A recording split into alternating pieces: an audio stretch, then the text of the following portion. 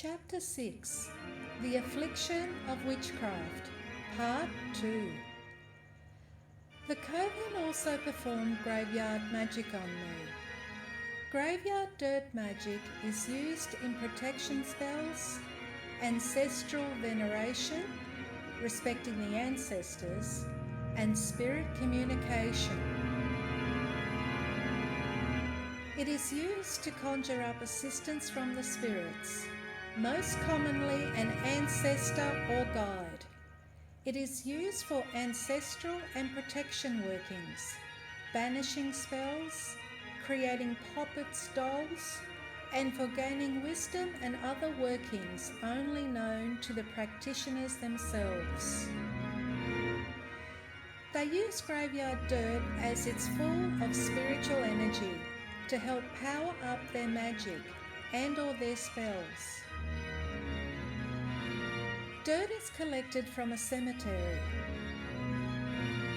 The dirt is most potent when collected just before it is needed and is used after midnight for malicious purposes. Some examples why graveyard dirt is used are to connect and honour the ancestors, for cursing and protection magic.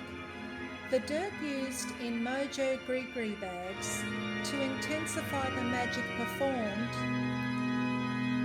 and with personal items or physical representations placed in a poppet to control the effect on the intended person.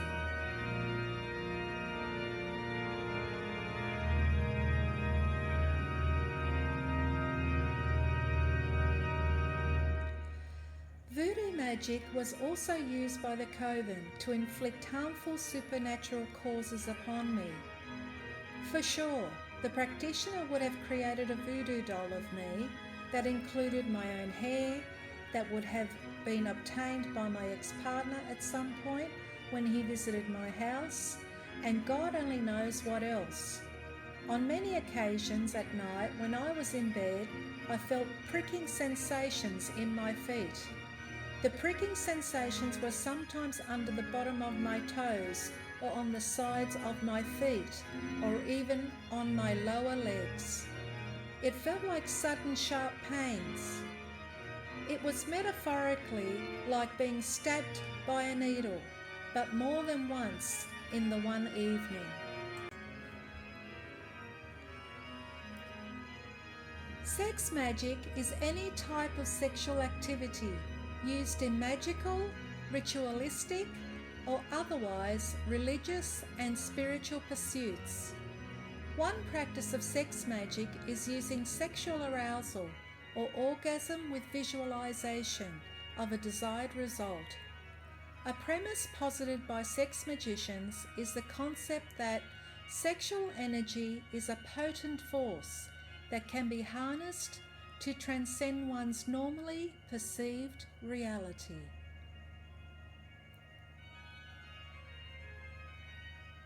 Sex magic manifestation is to firstly have a desire, something that you want. The second thing you need is to have an imagination, the ability to visualize your desire coming to fruition and feeling as if it already has. Thirdly, you need to pleasure, masturbation, sex with a partner, or simply a sensual bath. This was performed by my ex-partner and the third party. How inappropriate and sadistic is that? Now, I don't know if they were thinking the same thing when this was going on. Were they doing this together or by themselves, with someone else or with a group? God only knows.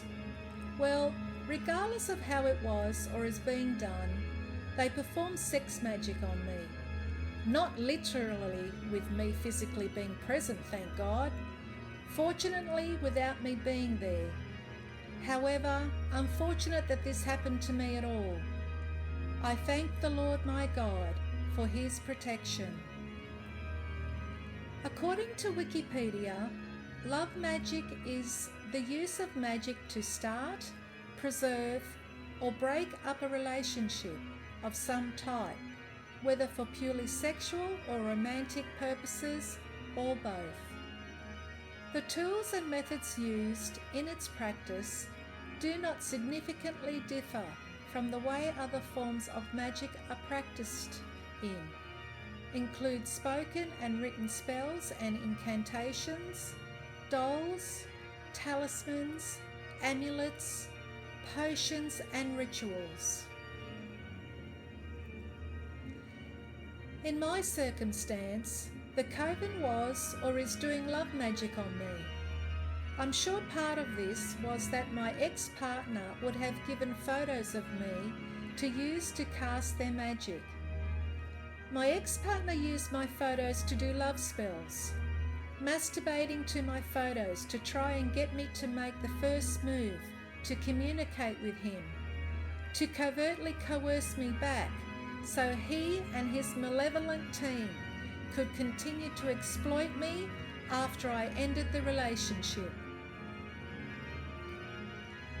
I have some of my own reasons as to why they might be doing this, however. There could be multiple reasons why. I don't wish to speculate as to why they are doing this. They are the ones that know what their motives are, but I know who knows, and that's God.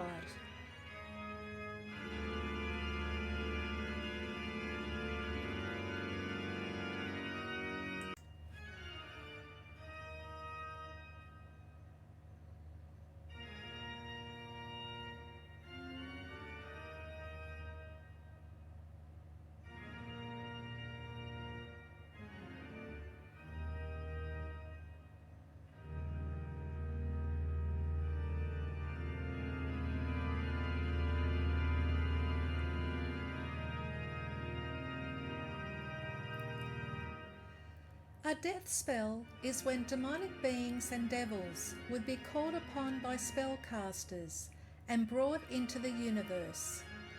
Then they would give these demons orders to fulfill their requests. What are death spells and how do they work?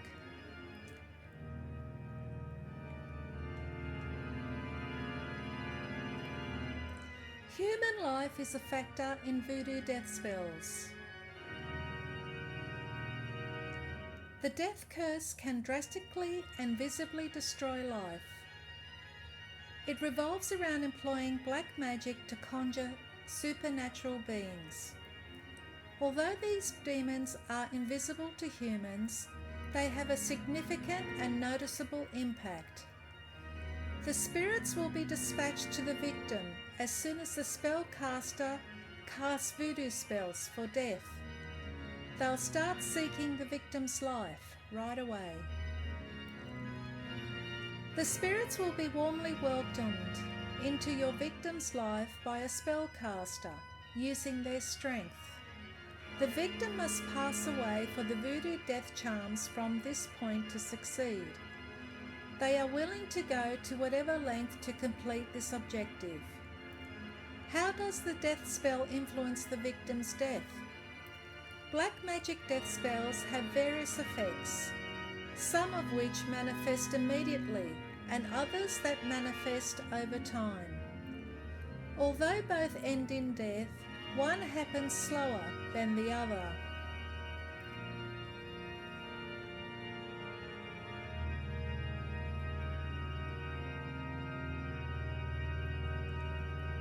Following casting a death spell that works fast, your target can die in various ways. Here are a few of the methods noted throughout the past few years. The victim may battle with themselves and ultimately commit suicide. They will severely torture the victim with their demons and demonic spirits. Even worse, they may end up causing an accident to kill themselves. Someone else could murder the victim. For instance, the ghosts can influence him to commit a crime like burglary, which results in their death.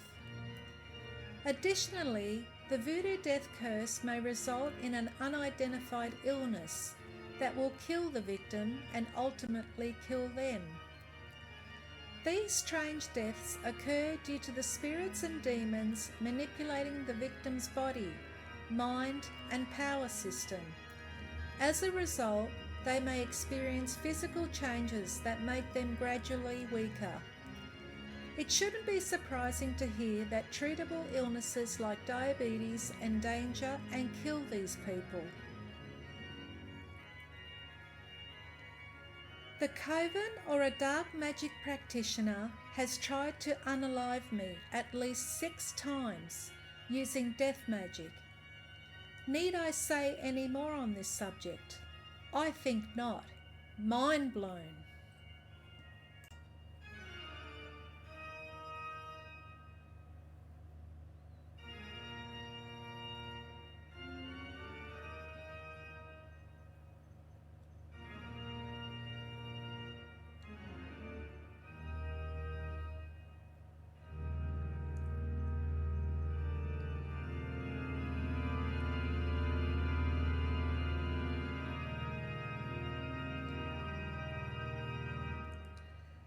Another time, I was using my laptop in my living room and suddenly I felt an ominous presence. Then my internet screen froze. And then my laptop made a demonic noise that lasted for at least 5 seconds through the laptop speaker. It sounded like the devil was trying to talk to me through the screen. It was like you hear in a horror movie. I became scared and freaked out. I had never experienced this before. Instinctively, I immediately turned off my laptop. I knew that the only thing I could do was to start praying and asking for God's and Archangel Michael's assistance to protect me.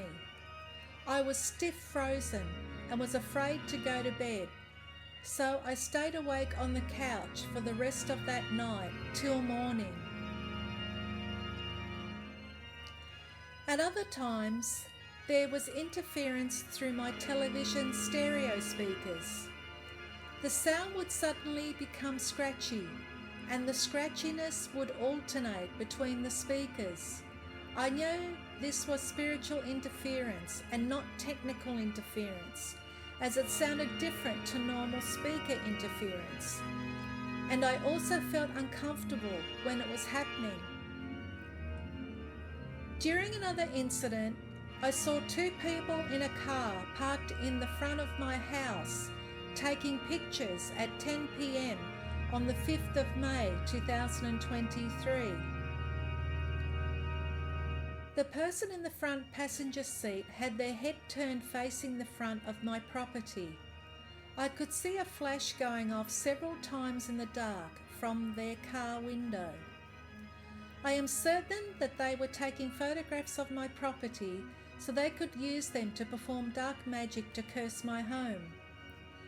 I wanted to run inside and take photos of the car. However, I hesitated.